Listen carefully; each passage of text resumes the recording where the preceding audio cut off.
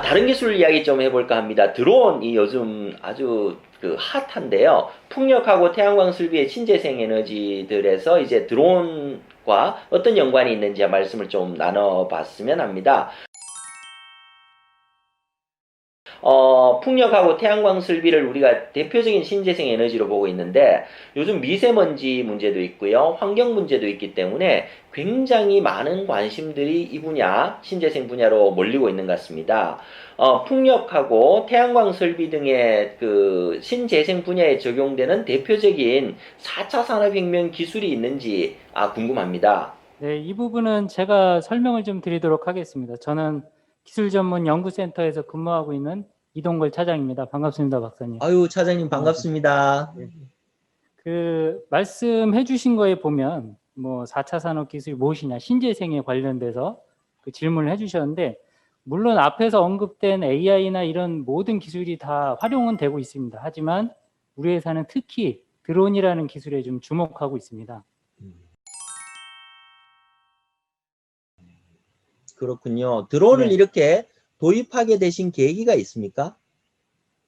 우선은 이 계기를 말씀드리기 전에 이 관련 산업에서 기술이 적용되는 컨셉을 먼저 소개를 시켜드려야 될 것 같아요. 좋습니다. 네, 보면은 항상 당면한 과제를 해결하기 위한 솔루션을 찾는 과정도 있고요.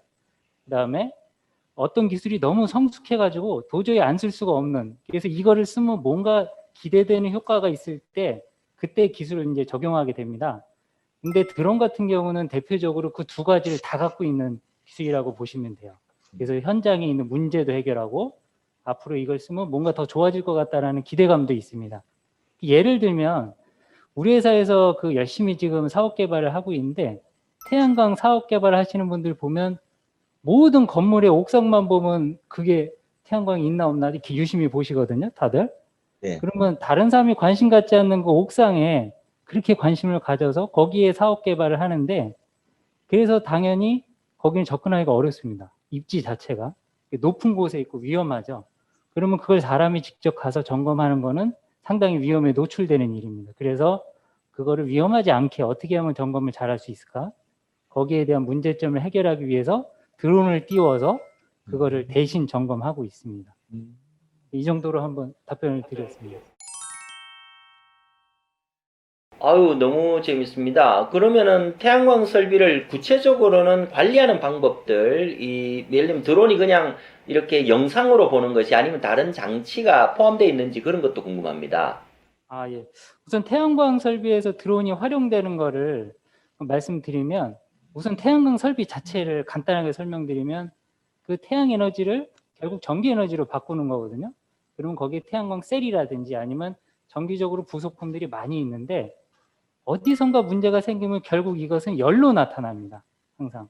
그러니까 전기 설비의 특징이 어디선가 문제가 있으면 부분적으로 발열되는 현상으로 나타나는데, 그것을 감지하기 위해서 우리는 드론에다가 열 화상 카메라를 장착한 후에 그 인근을 다 이렇게 스캔을 합니다.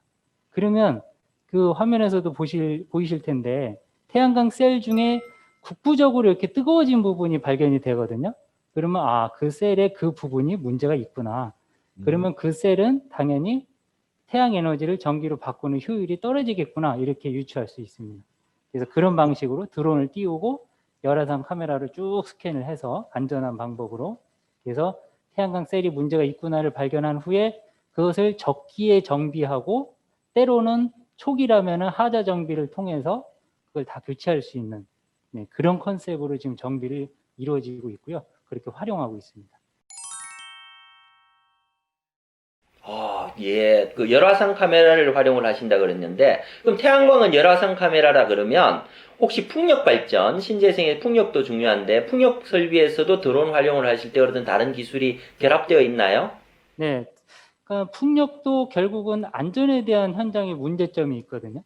그러니까 신재생도 높은 곳에 있는 게 문제고, 풍력도 결국 날개가 이렇게 세 개가 보통 이렇게 돌아가는데 그 날개가 가장 중요한 부품 중에 하나입니다. 근데 너무 높이 있어요. 그래서 제가 좋아하는 드라마 중에 나의 아저씨라는 드라마가 있습니다. 아이유 나오는.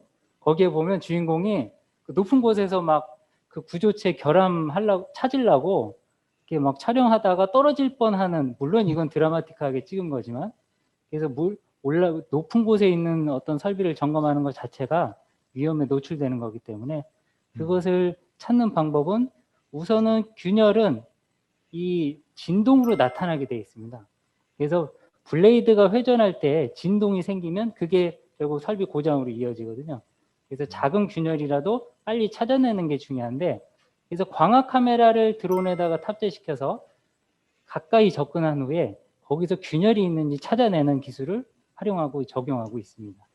그렇군요. 단순하게 그냥 드론을 올린다는 의미가 아니고 열화상 카메라를 활용하기도 하고 이렇게 광학 카메라를 활용을 해서 두 개의 신재생 에너지를 아주 효율적으로 관리하고 있다고 말씀하셨는데,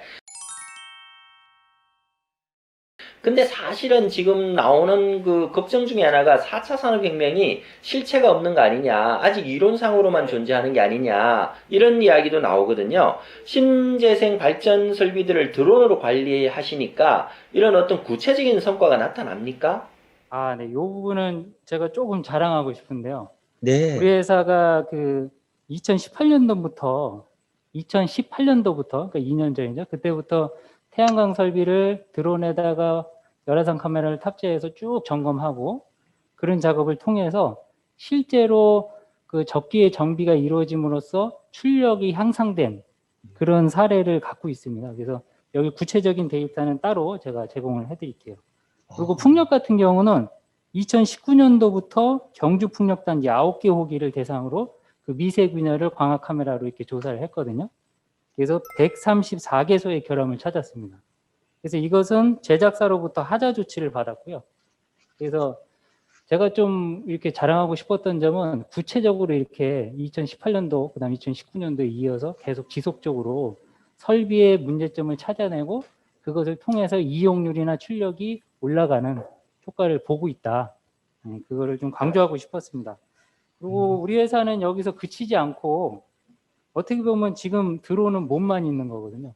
머리는 없고 몸과 손과 발만 있는데, 그래서 사람이 일일이 조종해 줘야 됩니다. 그러다 보니까 사람이 일일이 조종한다는 얘기는 그만큼 그 정확도도 좀 떨어지고, 그 다음에 리스크도 좀 생깁니다. 드론을 조종하다 잘못 조종하면 이렇게 부딪혀서 드론이 파손될 수 있거든요. 그래서 지금은 앞서 언급한 빅데이터, 머신러닝, 요 관련된 AI 기술들을 좀 활용을 해서 이 드론이 스스로 판단해서 광학 또는 열화상을 다 측정할 수 있도록 그렇게 하는 기술을 개발하고 있습니다. 이상입니다. 정말 너무 멋지게 하고 있군요. 특히 말씀 중에 드론은 몸통만 있는 거다, 몸체만 있다. 이 머리 부분이 없는데 그 머리 부분을 AI하고 또 결합시키겠다. 이런 부분들은 정말 그 많은 성과들이 기대되는 부분입니다. 차장님 좋은 말씀 감사합니다.